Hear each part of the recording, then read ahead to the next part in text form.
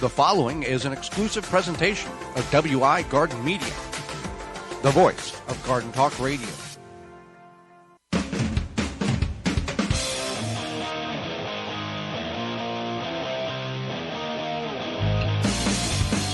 Coming up on the program today, we're going to discuss how you can deal with mosquitoes on your property, as well as beans, bush beans, pole beans, and dry beans, shelling beans. Our guest is Russell Taylor, of VP of Live Earth Products, and will answer your garden questions. The hour is full, so join us. You are listening to the most informationally packed hour of garden-focused radio in the country and on the internet with your host, husband and wife team Joey and Holly Baird. This is the Gardening with Joey and Holly radio show. And welcome to the Gardening with Joey and Holly radio show. Happy you've taken time out of your day to join us on the program. Whether you're listening to us on one of the 20 AM and FM frequencies broadcasting our program here in 2023 through our parent website, which is the WisconsinVegetableGardener.com, underneath the Season 7 tab at the top of the page. Radio app, podcast replay, or in-studio video replay. We thank you for doing such. I am your host, Joy Baird. Beside me is my wife, co-host, best friend, and gardening partner, Holly Baird. This program is for you, about you, to help your garden grow better, to maintain your landscape, grow healthier trees, make your grass look greener, as well as preserving what you grow. If you want to be part of the program today, you can do that by sending us an email to gardentalkradio@gmail.com. gardentalkradio@gmail.com. Or if you'd like to give us a call, you can give us a call 24/7, 365. We can't get to you during the show, please leave a message. And that number is toll-free coast to coast at 1-800-927-SHOW. 1-800-927-7469. So let's get into the program here. Mosquitoes. We're going to talk about mosquitoes and how to deal with them naturally. Yes. Yeah. Now, we do have a sponsor, Nat Green Products, at natgreenproducts.com. They have a product that is a bug repellent that is environmentally friendly. It is made in the USA. It's a cedar blend that repels and eliminates mosquitoes, ticks, fleas, roaches, ants, and many other bugs. Just so you're aware, you can go to nomorebugs.net or natgreenproducts.com, and you can use coupon code FREESHIP, the number 4, ME, M-E, and get free shipping on orders over $50. And it works phenomenal. And they also have No More Weeds. They have an organic or a environmentally friendly weed killing product as well. So you can use harsh chemicals. You can spray them on your body. You can use smoke stuff around your house. However, you can use natural plants in order to repel the mosquitoes you have on your property.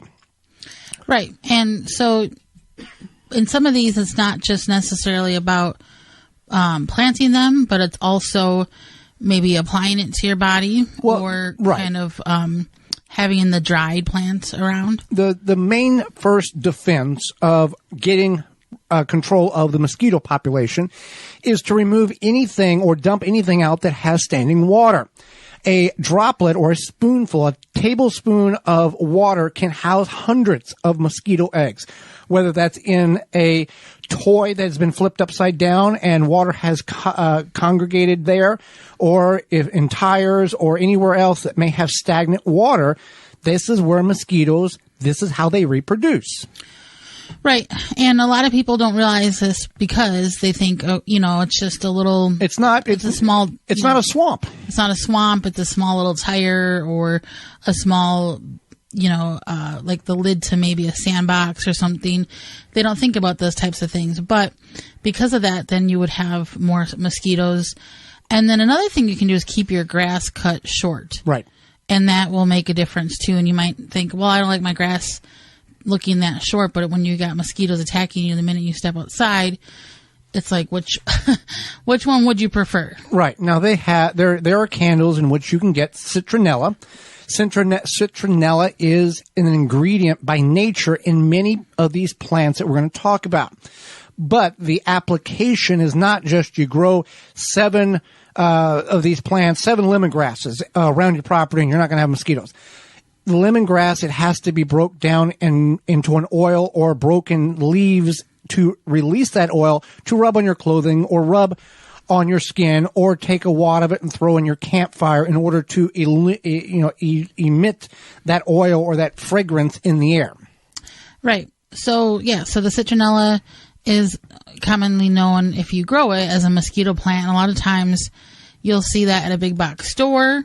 There will be, it'll say mosquito plants or mosquito repel plants, right. something like that.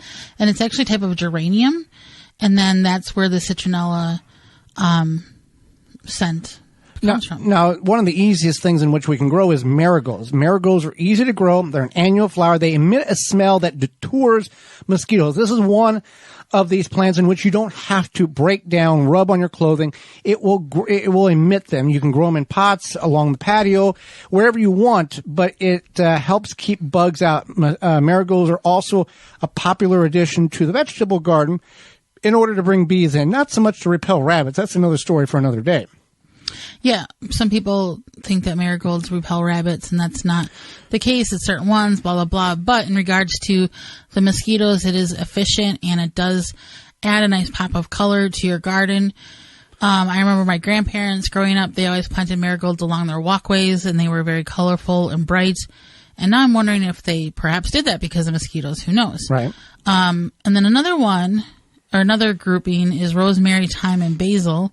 So just like lavender and marigolds, those herbs, they emit a smell of their own to keep the mosquitoes away. Uh-huh. There's also, some people say, like, if you eat a certain way or as you get older, maybe mosquitoes find you less appealing. But female mosquitoes they're the ones that feed on your blood, because they need that blood to prepare for reproduction. So that's why. So it's not male mosquitoes. Male mosquitoes actually get nectar from flowers, plant sap, and then honeydew. But the female mosquitoes are the ones that are the little vampires. Mm-hmm. Yeah.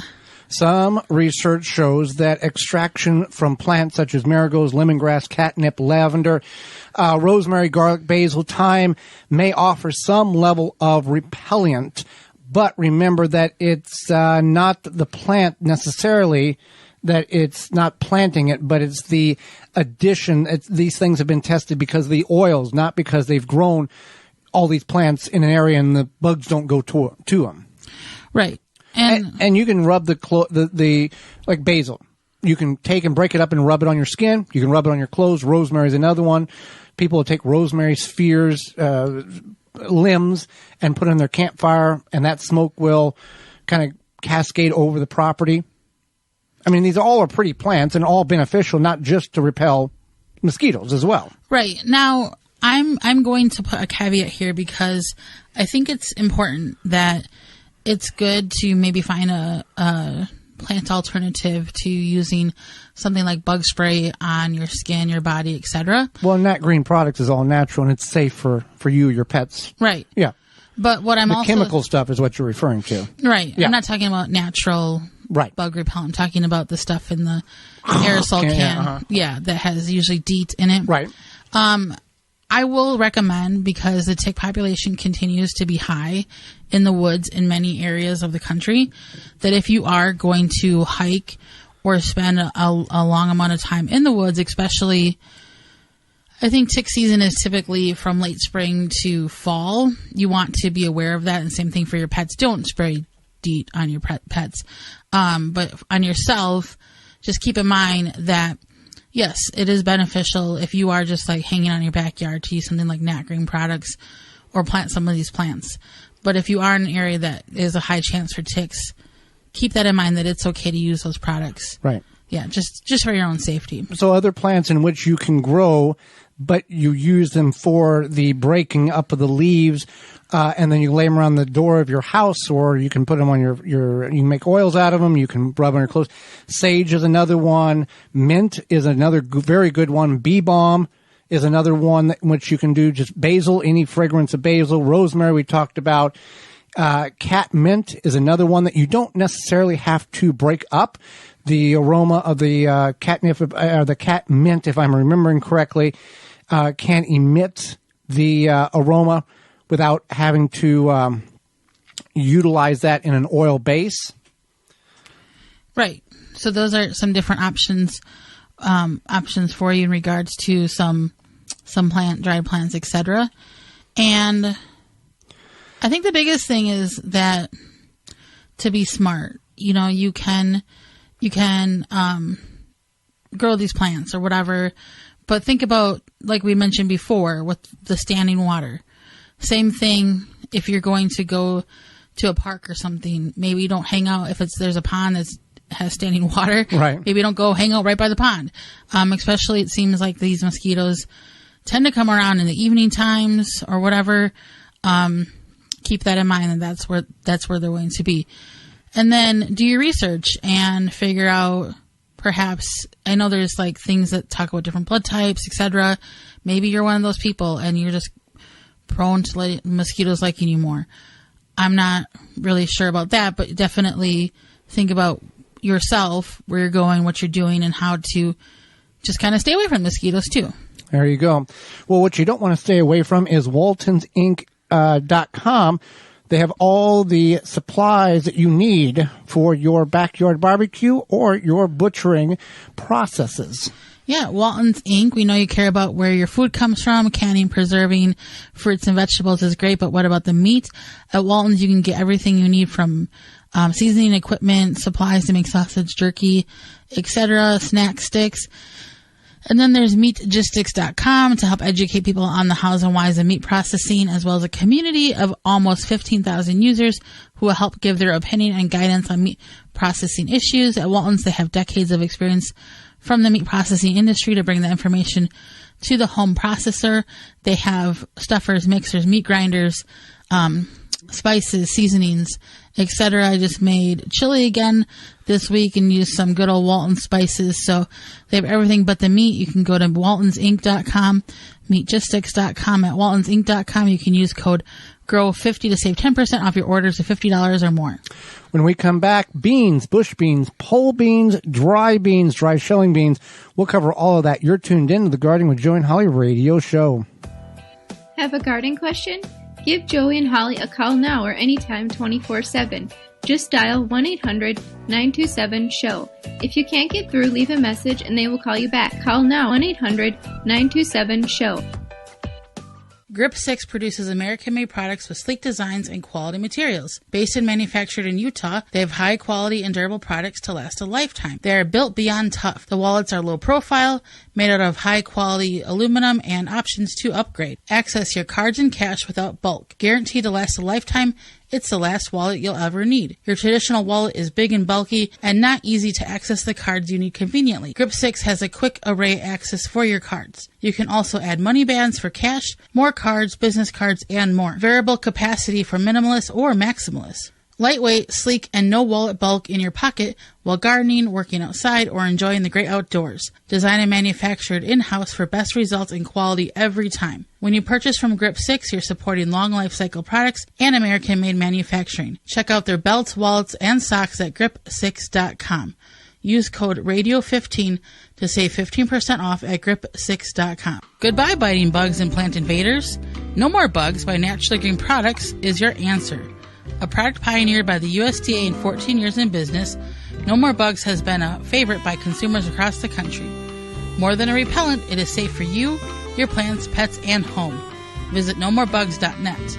Free shipping on orders over $50. Use code FREESHIP4ME.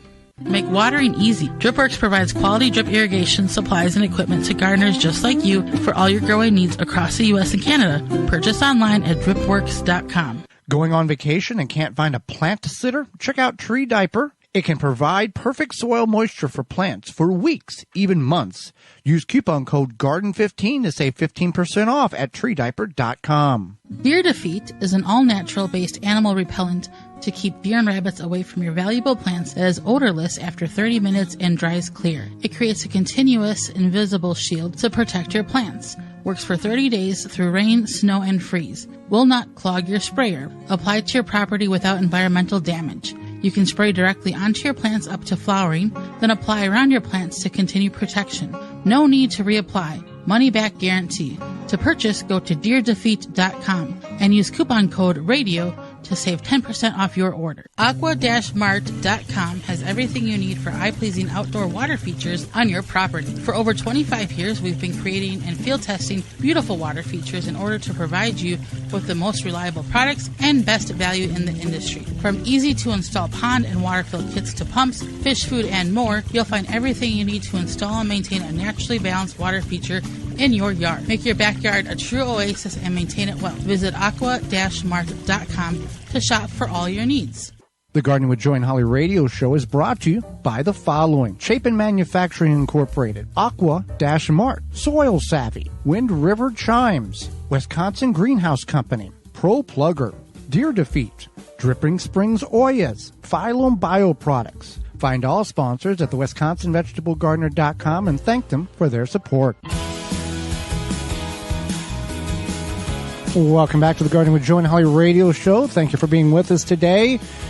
Farm Defense. Holly?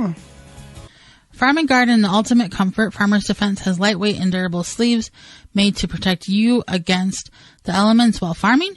Farmer sleeves offer unparalleled protection of arms and skin for any farmer, gardener, or outdoor worker.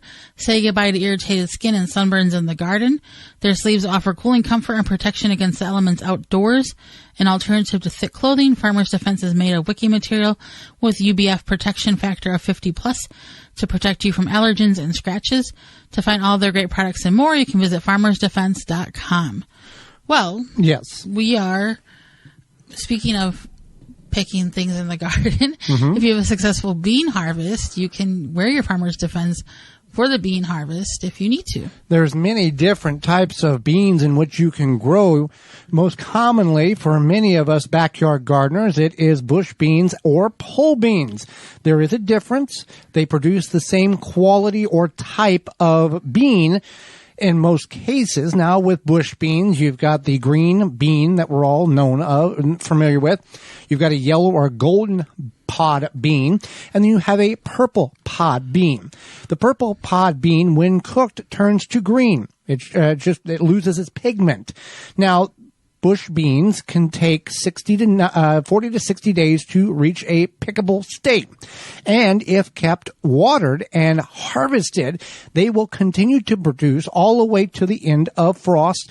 When frost kills it or you kill it, and you can produce a lot of beans in a very small area. We had 2 years ago an 4x12 bed, 4 foot wide by 12 foot long, and we had 3 rows of beans in that bed. I forget, I don't know how many beans we had, 20, let's say 60. That was a lot of beans. And we were picking it twice a week, and we were getting about 3 to 4 pounds of beans every picking. And we do not can or pressure can our green beans. That is the right and safe way to do it now. We simply blanch and freeze them. We find that to be a more palatable way to consume the beans rather than canning them. Holly thinks that they're too mushy. Yeah. They're mushy. So those are bush beans. Now, beans. Pole beans take 70 to 80 days to reach maturity. It's best to be grown on a apparatus in which they can grow vertically. They can grow 8, 10, 12 feet long. We've had them grow up a 6-foot trellis and then back down the trellis. And you can continue to harvest those until frost kills them or you kill them. And the key to both of these is you want to harvest them when they are at a decent edible state. You don't want to wait until they're big and bulky. When you're talking about these beans, either the green beans, or like you said, the blue lake. Blue lake. That's a popular one. These are the ones that are like the fresh beans, I guess you would call them. So that is, some people, maybe they don't like those, and then they want maybe the hard beans, which are black beans, pinto beans, kidney beans, etc. Black eyed peas. The ones that you commonly use in soups, stews, chilies, etc. Navy beans, things like that. And these are easy to grow as well. They take longer, though. In most cases, these take longer. For example, pinto beans can take 75 to 100 days to get to the pod where the bean is plump and ready to harvest. However, with these beans, you want to leave them on the vine as long as possible because you're wanting them to dry naturally. You don't want to have to bring them inside and peel the green pod off and then leave them on a plate for 3 or 4 weeks in ambient air flow light in order to get them to dry. Right. So they do take longer. You need to let them dry. It's best to let them dry on the vine. Correct. Or on the vine or the bush or whatever you want to call it.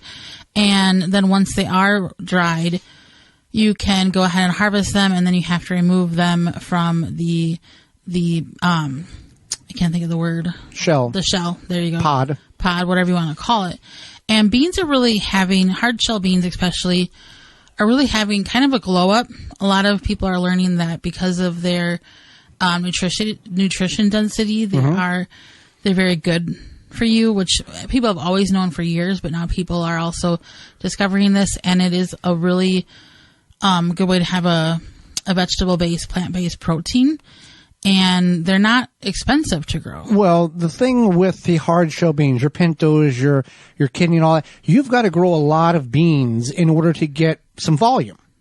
It's not like green beans where you can grow 20 plants and pretty much have all the green beans you want canned up or froze up for the year.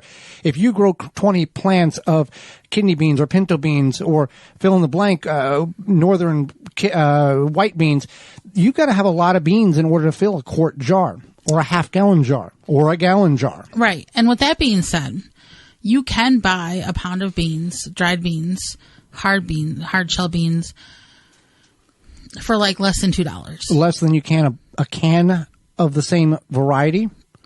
Well, no, because it's the dry beans produce more than what comes in like a 16-ounce. Right, I know. But you get a 16-ounce can of kidney beans or 2 pounds of dried kidney beans. Your per ounce is going to be better with the dried beans than in the jar. Yeah, basically. But there's a procedure that is not ready enough. You just can't pop the jar off, open the jar of the kidney beans, and put them in the. You got to let the hard shell beans soak. Is what I'm getting at. You got to let them soak. You got to let them cook. Even if you harvest them yourself, there's a certain time frame in which you can cook them hard, but they take a lot more time in order to become tender. Yeah, there's a whole process there.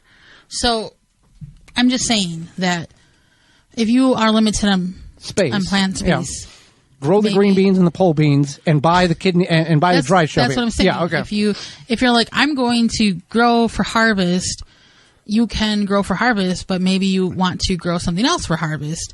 Versus when you can go to even your local gas station and probably buy a bag of beans. Well, obviously, you can buy a large quantity of beans from the Indian store. Yeah. I guess that's the correct pronunciation. Any sort of ethnicity. Ethnic food store. Mm-hmm. You can buy like feed sackfuls of these things. You can buy a lot. Yeah. There's a lot of things you can buy there to cook and spice your foods, etc. Yeah. But so when you're planting beans, you do want to plant them about 1.5 inches apart. And then you want to space your rows 14 to 36 inches apart.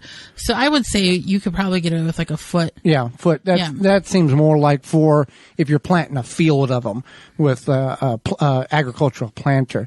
I mean, like you look at black-eyed peas. I know you don't like black-eyed peas. I don't dislike them. They just have more of like an earthier flavor. They're not my favorite. Well, they take 60 to 70 days. And you can green pods are useful and fresh eating. You can eat those. Many of these beans, you either going to eat the green beans or you're going to wait for the hard shell beans to get ready, and you leave them be. Black-eyed peas are a little different. You can use them as early fresh pods. You can cook them like edamames. That's soybeans for those who are unaware. I didn't know what edamame was. Oh, it's a soybean. It's an immature soybean of organic manner.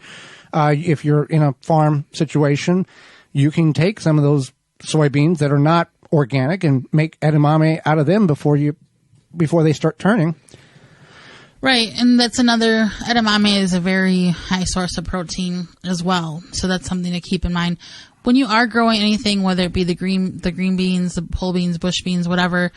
That you are going to eat fresh.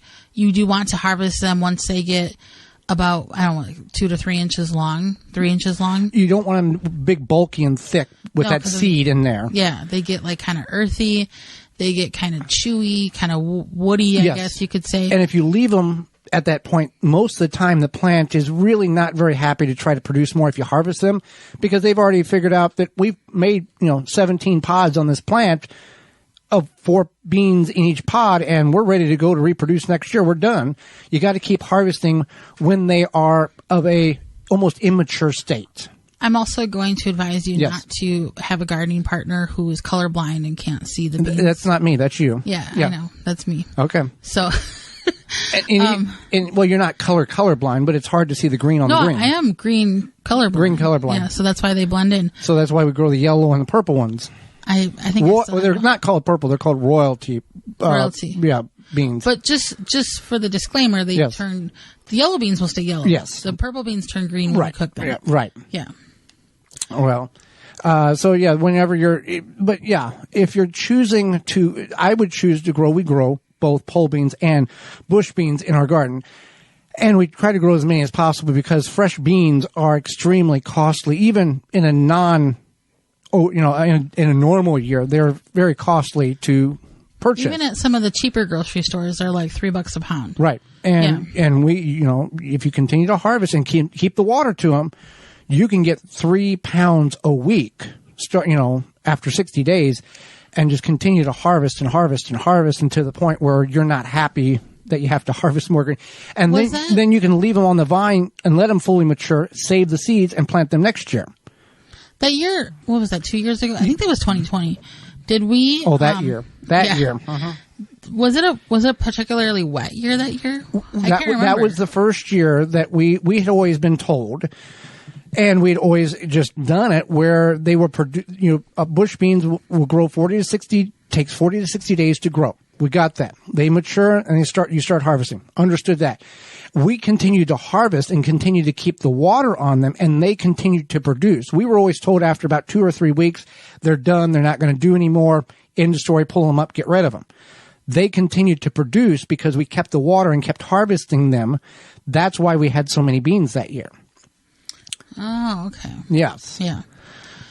Yeah, so that's the other thing is your beans will kind of tell you that's a foolproof thing, I think, about beans is they'll tell you when they're ready to harvest. I mean, obviously, green beans, pole beans, whatever you want to call them, the fresh beans, you're going to see that they're there and they're a few inches long and you want to harvest them. And you got to lift up, either one, you've got to lift up the leaves. You got to look around. They're just not going, hey, I'm right here.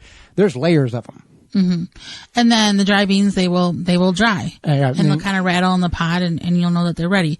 I did want to mention that that beans in general will grow in any kind of soil, basically. Yes. They kind of, they create their own nitrogen. They create their nitrogen. They make their own fertilizer, right? Essentially. I mean, if you got terrible dirt, sandy soil, you do need, it's not just to plant them on the moon and watch them grow. You gotta, there's a certain level of quality the soil has to be, but versatile containers in the ground, raised beds on any of these, you can grow them. And with the, dry beans, if it is going to frost, or it's going to rain or snow, you got to get them out. Otherwise, they're going to mold in the pod. Yeah, you definitely don't want them to mold in the pod. So if you get a situation where you're going to get a hard freeze, you will have to take them off of the vine before the hard freeze comes. And then in that case, you'd want to just kind of lay them out, let them dry. Maybe if you have like a sunroom or just an extra room that they can lay out to dry, that's where you want to leave them. Well, now that the weather is starting to warm up, Holly, you'll want to protect your garden from various beetles, weevils, borers, including those Japanese beetles. Yep, and what better way to prevent those pests from destroying your garden than by controlling them while they're larvae? Grub Gone is an easy-to-apply granule product that can be spread on your turf to successfully control grub invaders. Developed by Phylum Bioproducts from naturally occurring bacteria, Grub Gone is a non-chemical BT product that specifically targets only certain scarab pests, and it's safe to use around bees and other beneficial insects. Yes, and if you already have beetles flying around your yard, and if you don't, you will. Beetle Gone is an organic water dispersible powder that you can spray directly on your edible plants. Find out more at PhylumBioproducts.com. That's PhylLom bioproducts.com. FreeShipTheNumber4Me.com. Hang out with us when we come back. VP of Live Earth Products, Russell Taylor, will be with us. You're tuned in to the Gardening with Joey and Holly radio show.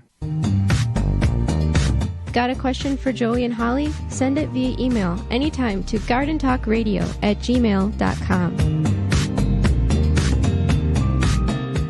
Hi, I'm Russell Taylor with Live Earth Products. I'm a soil health expert here to help you. Live Earth Products specializes in soil conditioners and fertilizers that will help you build healthy and vibrant flower and vegetable gardens. As our name describes, Live Earth means healthy soils. Live Earth Products are humic and fulvic soil amendments and are all natural, organic, and directly from our family mine in Utah. Live Earth products are easy to apply, and the results will blossom right before your eyes. Live Earth products can be applied throughout the growing season. So pick up Live Earth Humate Soil Conditioner and Liquid 6 Humic Acid at your local garden center or on Amazon. Also available through our website, liveearth.com. That's LIVEARTH.com. Live Earth, here to bring vitality to life in your garden. Fleet Farm's Garden Center is now open. Stop in to check out their selection of nursery quality plants available at low prices. All of their plants are grown in the Midwest, and their vegetables are insecticide free. Choose from annuals, perennials, shrubs, trees, and more. Plus, take care of your lawn with grass seed fertilizers, lawnmowers, and string trimmers. Get everything you need to keep your yard looking great at Fleet Farm, your lawn and garden headquarters. Dig planting holes from a comfortable standing position. Step, twist, pull, and plant. Visit ProPlugger.com. Dripping Springs Oyas clay pot irrigation solves the watering needs for gardens, bushes, new trees, and more. An ancient irrigation system we brought to America. Dripping Springs Oyas, OLLAS, on YouTube, Facebook, Instagram. Check us out. Wind River Chimes creates a symphony in any space. Chimes that are inspired by nature and designed to make the natural world even more inspiring. Music speaks to everyone. Individually handcrafted in Virginia for over 35 years and hand-tuned for an exceptional precision and lasting beauty. Because in life, the winds of change are always moving. But no matter where they carry you, Wind River Chimes will always be the inspiring harmony. With a large selection and customization options, you will find the sound that soothes you. Visit windriverchimes.com to shop and find out more. Rootmaker starts your plants off right and keeps them going through harvest. From their seed starting trays with an innovative design that air prunes the roots to their large variety of grow bags, 1 to 60 gallons. Their products will provide you the harvest you've never seen before. Visit rootmaker.com and use coupon code RADIO23 to save 15% off your order at rootmaker.com. Garden like a pro in 3 easy steps and receive customized fertilizer recommendations for your garden or lawn. Soil Savvy helps you determine what nutrients your plants need to thrive. Never again over-apply nutrients they don't need. A patented process that makes you a smart gardener. To get your soil test kit, go to mysoilsavvy.com. The Gardening with Joey and Holly radio show is brought to you by the following: Happy Leaf LED, Rootmaker, Jung Seeds, Tree Hugger Sprinklers, Verlo Mattresses, Farmer's Defense, Pomona Universal Pectin, Natural Green Products, Mantis Tillers. Find all sponsors at the WisconsinVegetableGardener.com and thank them for their support. Welcome back to the Gardening with Joey and Holly radio show. Thank you for being part of the program today. Moments away, Russell Taylor will be with us, Vice President of Live Earth Products. But first, a message from our good friends at Rise Gardens. Rise Gardens is a revolutionary hydroponic gardening system for your home. Instead of food traveling hundreds or even over 1,000 miles before it hits your plate, harvest the veggies, herbs, and greens you need for dinner tonight in the comfort of your home. No green thumb required knowledge. Gardening made easy with the Rise Gardens app. Step-by-step guidance from seed to harvest. A complete garden on a shelf and comes with everything you need to grow healthy and the freshest food for you and your loved ones. Fully customize your garden to your needs and preferences. For more information and get your Rise Garden, visit risegardens.com. Well, Holly, let's go to the hotline and bring in our guest for this week. Russell Taylor, VP of Live Earth Products, which is a sponsor of the Gardening with Joey and Holly radio show. To be transparent, Live Earth Products, located in Emory, Utah, mines manufactures humic acid and fulvic acid-based products. The humic-based ingredients manufactured by Live Earth are used in the following industries: agriculture, animal feeds, cosmetics, dietary supplements, balneotherapy, bioremediation, organic gardening, and lawn care. We're going to talk about humic and fulvic acids and its benefits in the garden. Welcome to the program, Russell. Thanks for having me. Well, thank you for taking time out of your day and the sponsorship that you've provided for the program to allow everybody to hear it. So let's get started with some of the basic understandings here, Holly. Yeah, let's start with the understandings of what humic and fulvic acids are. Sure. So the first thing you need to understand about humic and fulvic acids is they are a point in time in decomposition. So people understand what, let's say, freshly deposited material in a compost pile is, apple cores and those kind of things, and that turns into compost. And as that material degrades further after that compost is degraded, it forms things like humic and fulvic acid. So humic and fulvic acid is the end result of decomposition of plant material. Okay. And many traditional chemical fertilizers lack carbon while containing a higher level of nitrogen than plants can process. How does carbon affect plant growth? So I like to partition my carbon into two different categories. And the reason I say that is carbon is just used in a general statement, and we really don't describe how that carbon bond makes it useful to, the plant or the soil, the microbe. For example, all ladies in the room could take and look at their diamond ring and realize that thing is almost 100% pure carbon. But, virtually useless to the soil in the way that carbon is bound. And the same is true for the amendments you're adding to your soil. So active carbon or active organic matter is being broken down by the microbes. They're using it as a food source. Your passive organic matter is your organic matter and that carbon that is kind of the leftovers. It hasn't gone through that process of turning into coal and then diamonds. It's somewhere in the middle. So that carbon, it kind of acts as a shelf space in the soil. It helps your soil hold, store, and exchange nutrients. So typically when you're in your soil classes at the university, they talk about carbon and nitrogen ratios and how they're important. Well, in practice, most people will know how much nitrogen they use, for a growing season. Let's say, for example, a lawn owner will put down 3 pounds of nitrogen per 1,000 square feet annually. But what do they do for their carbon? And that's important because the carbon in the structures of humic and fulvic acid helps store nutrients. And so typically when you're adding high amounts of nitrogen fertilizer without sufficient organic matter and humic and fulvic acid to store them, that nitrogen is lost. Now, nitrogen is quickly converted into a gas or into compounds by the microbes that is leached away from the root profile. So by adding humic acids with your conventional fertilizers or even organic fertilizers, you're actually giving that plant a longer opportunity to use that nutrient. And I can give you one quick example. The Rose Bowl Stadium, Live Earth Products is a partner with the Rose Bowl Stadium in Pasadena. Now, the Rose Bowl Stadium is actually constructed on a silica sand base, which is very highly leachable. It allows them to grow that very beautiful grass, but like a golf course green, but they have a hard time with nutrient retention. So they'll use live earth humic and fulvic acids to help retain the nutrients in that root profile to help that stadium achieve its iconic green color. That's by giving that plant a longer opportunity to use those nutrients. Right, and I think people who have poor soil, they just think, add more fertilizer. That's the answer.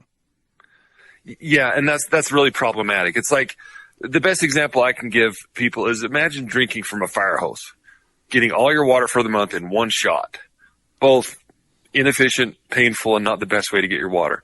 That's what we're doing a lot with these fertilizers. We're telling this plant, okay, here's your nitrogen dose for the month, and you have to make 100% use of it. Don't waste any of it. Don't spill any of it. And so that's how we're getting an inefficient use of these nutrients. And so the concept is let's add something with that nutrient that naturally occurs in the soil anyways. Humic and fulvic acids are naturally occurring. So we're only adding something that would mimic what's going on in nature and make that nutrient last longer. Okay. So how does humic and fulvic acids benefit a regular gardener with their garden soil? So the nice thing about humic and fulvic acids is they're not exclusive to conventional growers or organic growers. In the end, humic and fulvic acids are the base of any soil organic matter. When you talk about soil organic matter, people say, we got low organic matter, high organic matter, and they just move on. They don't talk about the components of organic matter and how it's beneficial. So humic acid is that passive fraction of your soil organic matter that holds and retains nutrients. It also creates structure in your soil. So imagine the caramel in a nut roll, right? It causes kind of things to kind of clump together. The same thing is true with some of the humic and fulvic acids. They kind of make these crumbly, loose soils. And that crumble in the soil that's kind of aggregated together creates a home for microbes. It creates space for water, oxygen, nutrients, all of those things you're trying to encourage in your garden soil anyways. And by increasing that porosity in your soil, you're actually retaining water and facilitating microbial activity. So those are all the things you wanted to occur in your garden anyways. When you kind of speed up that process, create homes for microbes and those kind of things, all of a sudden you get more roots, more opportunity for a plant to absorb nutrients, bigger, better fruit, and a happier gardener. And one thing that I do enjoy about the Live Earth product is that it's made in America. It's mined in Utah. It's not shipped over from some country, and they're getting the benefits of our dollars, and it's not staying in the United States. Yeah, so the Live Earth Products was founded by my father in the early 80s. So a family business. We mine and manufacture these deposits in Utah. The deposit we mine is, think of it as an ancient compost pile, 75 million year old leaf pile. All that plant material is just stacked up here in the desert, hidden under the rocks in Utah. You wouldn't have known it if you were flying by it. Yeah, so American made, proud to be a family business and a small business. We're not a big, large corporation. How did your father find this deposit? Was it by accident, or was there a scientific, like, I know it's here and I just got to find it type of thing? They were actually, he was working with a group of people, and they were looking for tar sands and oil shales. It was part of the Superfund money in the 80s. So he was a contractor for mining. They found our deposit. They said, wow, it's not what we're looking for. It might make a fertilizer or something. And they moved on. And my dad's like, hey. And so he placed a claim, and that's our family story. Wow. So how long, or is there a different way to apply the humic and fulvic acids in a garden or a yard versus something like a field? Yes. So humic and fulvic acids can be found in two forms. They can be a granular form or a liquid form. So I use these two tools differently. So let's say, for example, you had a newly established garden where you had an opportunity to kind of till these things into the soil and work them in before you planted your garden or established a new lawn. That's the ideal opportunity to get the granular material in the ground. And let's say, for example, you've already got your plants in the ground, or you've got this heirloom rose that you want to just give it a nice dose of love and boost and kind of improve the soil without digging it up and working things in the soil. That's when the liquid application becomes more useful. So they're kind of tools we use differently. When I was an applicator, I did lawns professionally while I was in college, and the number one tool I went to was my granular humate to begin the season. And then later on in the season, I would actually use the liquid humic acids with my fertility. So I would use that in conjunction with my nutrients to make them last longer. Now, your question was kind of, what's different between the farm and the home gardener. And there's not much, because you're kind of using the tool the same way. The farmer is actually using this. Our university testing has shown that adding humic acid with the nutrient will help it last longer in the farmer's fields. Now, that same usefulness is not going to go away. It's going to be used in your garden also. Well, how long after you apply it will it start taking effect in the soil and you'll start seeing the plants react to it? So I'll quote my university soil professor from many years ago, and his answer was always so frustrating, but he said, it depends. And it really depends on your soil type and texture. The one thing to remember about soil texture is the more sandier your soil is, the less surface area it actually has. And that's measured by a measure we call cation exchange capacity, or CEC. You're not going to hear that described in most of your reasons for applying products, but humic acids actually have a high CEC. So typically we're going into any soil that has low organic matter, and generally low organic matter is also can drive your cation exchange capacity in your soil. But the thing to remember is humic acids can be used in situations for nutrient retention, but also compaction. And so let's say, for example, you're treating a situation with compaction. Depending on your soil texture, your clay soil might take a little bit longer than, some of your lighter texture soils. But I've had situations within days where I've added humic acid to a lawn and see the color change. So it really depends on your soil type and texture, but you can see a very quick response, particularly with soils that have marginal pH, high salts, compaction, some of those things that higher organic matter will help address. Fantastic. Now, when using the humic and fulvic acids, will this attract animals and or bugs to the garden additionally, or is it kind of neutral? Yeah, humic acids are more neutral. They don't contain any plant proteins or animal proteins. They're fully degraded plant materials. So unlike some fish products and other things like that, there's no foul odor. Humic substances like humic and fulvic acid are fully degraded. Our deposit is actually used in dietary supplements, cosmetics, and animal feeds. It's a mineral, so you're not going to attract any weird wildlife or insects by using humic and fulvic acids. Now, with an application, obviously there is instructions on the proper amount to apply, but if you can't basically overdose on the plants, if you put too much, it's not necessarily going to hurt things, or where does that fall in that rule? So the general concern is when you over apply something, usually what you're affecting is what they call the salt index. And the salt index will cause burn in a plant. And what happens is that salt will impact the roots and how the water gets across the root membranes. The humic and fulvic acid does not affect that. So it's kind of like over applying compost. You're somewhere along the lines, you've just got a lot of compost there, but it's not going to damage the plant. Humic acids are the same way. Generally, you run out of money before you'll use too much product. And so it's, you can, follow the labels, but if you apply a little generous amount, it's not going to hurt. And in certain instances, you've got to remember that humic acid is a component of your soil organic matter. So sometimes more is a little better, particularly on the soils that have low organic matter. You can actually lean on the higher end of the application rates and still be okay.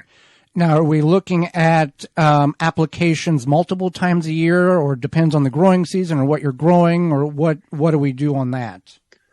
So with the liquid humic acids, you go more frequently. And I always encourage people to use the liquid humic acids with your nutrients. So if you're applying a nitrogen product, apply some humic acid. Typically on a lawn, we'll go 3 times a year with our fertilizer application. And with a granular, we're usually doing it at the beginning or end of the season when we can get more soil incorporation. So springtime, we're going to aerify a lawn. We'll put some granular humic acid down. Or springtime when we're applying our materials before we till in our garden and work up our beds. Those are the ideal times to get the granular down. The liquid you can use all during the season. And we also sell products that are blended with fertilizers. So you'll often find humic acids plus a fertilizer, and so pay attention to that because sometimes that added fertilizer can restrict your application rates. Right. Well, Russell, we greatly appreciate your time. How can our listeners get a hold of Live Earth products? So we're slowly adding stuff to our website, which is liveearth.com. That's liveearth.com. The most convenient location is actually through Amazon. Live Earth Products has some Amazon listings where you can buy these products. Since we're a small family business, we are regionally available, so most of the western United States, people can go to a brick-and-mortar store and get them. As you go further east in the United States, sometimes Amazon is the best option for locating our products. Well, thank you so much, Russell, for your time, your sponsorship, and the information. Have a garden question? Give Joey and Holly a call now or anytime 24/7. Just dial 1-800-927-SHOW. If you can't get through, leave a message and they will call you back. Call now 1-800-927-SHOW. Tree Hugger sprinklers are the ultimate watering device for either your newly planted or established trees and shrubs. Our sprinklers open and close around the trunk of your tree and provide 360 degrees of watering. With our adjustable valve, you can direct the water to your tree's targeted saturation zone. They come in 3 sizes, 7, 11, and 15 inches. You can purchase a Tree Hugger sprinkler at your local garden center, feed store, or hardware store. Go to treehuggersprinklers.com to find a retailer close to you. Or you can buy it directly from Amazon or treehuggersprinklers.com. If you're an independent independent nursery, garden center, hardware store, or feed store, you will want to stock this product. Contact the good people at Tree Hugger Sprinklers, and they will get you set up. Your tree's best friend. TreeHuggerSprinklers.com. Are you bugged by bugs? You need naturally green products, No More Bugs, environmentally friendly, made in the USA. No More Bugs is a cedar blend that repels and eliminates mosquitoes, ticks, fleas, roaches, ants, and more. No More Bugs is safe for you, your pets, and plants. Visit nomorebugs.net for free shipping on orders over $50. Use code FREESHIP4ME. The fascinating earthworm. It's time for this week's Garden Fun Fact. There are approximately 2,700 different kinds of earthworms. In 1 acre of land, there can be as many as 1 million of them. If an earthworm's skin dries out, it will die. Worms live where there is food, moisture, oxygen, and favorable conditions. If they don't have it, they go elsewhere to find it. Happy Leaf LED grow lights are USA made in small batches for outstanding performance and long-run cost effectiveness. 5-year warranty and VIP customer service. Grow happy at HappyLeafLED.com. Use coupon code JoeyHolly to get 10% off any order over $90 at HappyLeafLED.com. Tools for planting your garden and keeping it growing all season long. Whether your garden is big or small, Chapin has sprayers and spreaders for fertilizing, weed, and pest control, watering, and seeding. You can find Chapin products at your local hardware store, big box retailer. You may visit them also online at chapinmfg.com to learn more and buy online. You put a lot of time and energy in your garden, but without a rescue Japanese beetle trap, you can kiss that hard work goodbye. Asparagus, annihilated. Raspberries, ravished. Green beans, forget about it. Get those little invasive pests out of your garden and send them where they belong inside a rescue Japanese beetle trap. Now with available refill lures, rescue Japanese beetle traps can be used for multiple seasons. They're made in the USA by the makers of the popular Rescue, Fly, and Yellow Jacket traps. Learn more at rescue.com. That's RESCUE.com. Mantis tillers, the premium long-lasting gas-powered tillers, are the perfect solution for any garden. This Mantis machine is available with 2 or 4 cycle engines with a 19-inch or 16-inch tilling width. Your DIY companion in your garden and your lawn converts easily for edging, aerating, and more with optional attachments. Find details at mantis.com. The Gardening with Joey and Holly radio show is brought to you by the following: Dripworks, Rise Gardens, Grip 6, Bloomin' Easy, Fleet Farm, Waltons Incorporated, Blue Ribbon Organics, Tree Diaper. Find all sponsors at the WisconsinVegetableGardener.com and thank them for their support. Welcome back to the Gardening with Joey and Holly radio show. Thank you for being with us today. Happy that you've taken time either to watch us, download the program, or listen to us on the radio. If you've got a question, it's time for Garden Questions and Answers. If you've got a question, we've got an answer for you. You can certainly send that over via email to gardentalkradio@gmail.com.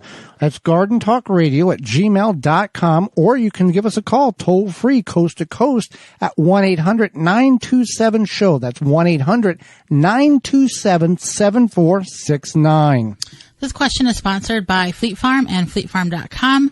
How do I get good Brussels sprouts? I've had large, tall plants, but small sprouts. What do I do to increase those sprouts? Okay. So first of all, at this time of year in most places, if you've not, I guess you can put the seed right in the ground. If you don't have starts, I was going to say you should get them at your local independent garden center, which you can. But if you've got seed, you can probably go ahead and plant them now anyway, because Holly, you planted everything. It didn't matter what time of year, whenever you were a kid. I don't think we ever grew Brussels sprouts, but you can still do it. If you missed the show last week, when Holly grew up in the city, that they didn't have plant starts. There was in our area Memorial Day weekend, tomato seeds, pepper seeds, eggplants, cucumber, everything went in the ground as a seed and it all grew. And we're going to practice some of that this year because some of our tomatoes are not that wonderful. I'm sure you could buy plant starts. We just didn't. Correct. Yes. Yeah. You weren't in that area. Yeah. It wasn't 1893. So Brussels sprouts, you want to, when they get tall and you start seeing the sprout start to develop in the junction of the stalk and the limb, that's when you want to take your shears or your scissors and cut off the top 6 inches of that plant. What that is going to do is going to stop vertical growth and put that plant in a reproductive state of mind and start developing the sprouts in the junction area where the typical sprouts will go. Most times, the higher up on the plant, the larger the sprout. Down by the stem, we've seen, smaller sprouts, but we've had them as big as a ping pong ball size because it's not vertically putting energy into upward growth. And that plant will continue to grow and continue to grow if you don't do that. We found that to be the most successful and beneficial way to get the plant to produce very good sprouts. And some of you are going, I don't like Brussels sprouts. That's fine, but you've never had homegrown Brussels sprouts. Of course, the ones in the store are, you either eat a Brussels sprout or a hockey puck. They have the same flavor. But when you grow your own, it is a totally different, palatable experience in which you can't get any other way.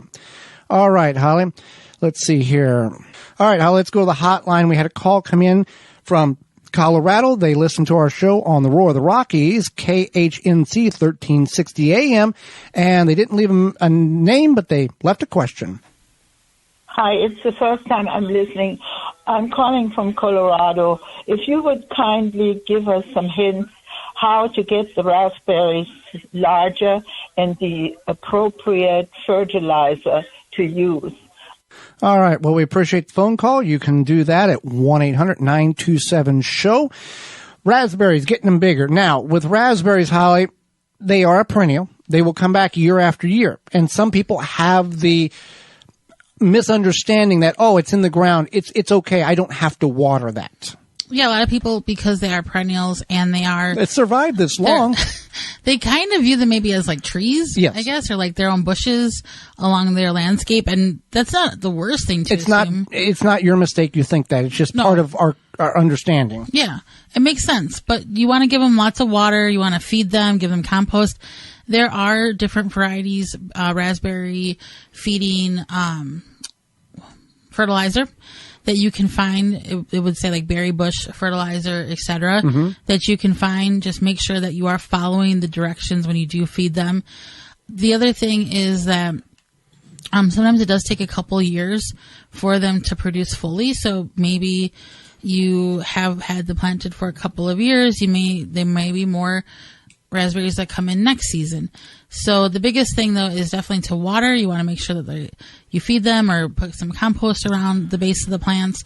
And then I would also mulch them just because that will help. Like we talked about with the asparagus. Yeah, it'll just kind of help give them like a nice layer over the top. And then that way it'll keep the water in from evaporating off the soil too quickly. And it usually looks nice too. Yeah, you can water them with a drip system from dripworks.com, a manual system from treediaper.com, a watering system for treehuggers.com. The other thing that you want to be aware of, and if you've never grown raspberries, here's your tip of the day. Raspberries will spread. They shoot runners out, much like Creeping Charlie. And we started with 4 plants. 1 had died, so we were down to 3 plants. And that was in 2020, that year. And then since then, we now have somewhere around, and this is an area that's 6 foot wide by 10 foot long. We have somewhere around 15 seedlings or sprouts coming up this year because of all the runners that have planted themselves from the mother plant or the main plant we planted multiple years ago. The odd thing about it is they're not growing in the northern direction. They're all growing in the southern direction. I don't know if that has something to do with the sun being there, but it's just like a wall, like somebody's put a concrete wall. Nothing's growing beyond one area and everything's merging south. So, but each one of those plants now that has come up is approximately $15 because we paid $15.99 per plant, 4 plants, 3 years ago. And now each one of those, and it's not a bad problem to have. It's like Jerusalem artichokes. They will reproduce year after year by the tubers. So a lot of water, a lot of fertilizer, a lot of compost. I mean, not tons of but top dress, but keep the water to them and you will have very good raspberries. Well, Holly, that will do it. Thank you for tuning into the program. If you've missed any portion of the program or would like to revisit it, you can certainly do that by going to your favorite search engine and typing in the Gardening with Joy and Holly radio show. Or you can send us an email to gardentalkradio@gmail.com, and we will send you a link to the program. This program. Tune in next week to a program where we'll be discussing watering your garden, what to do, what not to do, and how to go about doing it doing it correctly, as well as pickling. And our guest, he is the co-founder of Phylome Bioproducts. John Libbs will be with us. So until next week, for Holly Baird, I'm Joy Baird, and we will see you in the garden.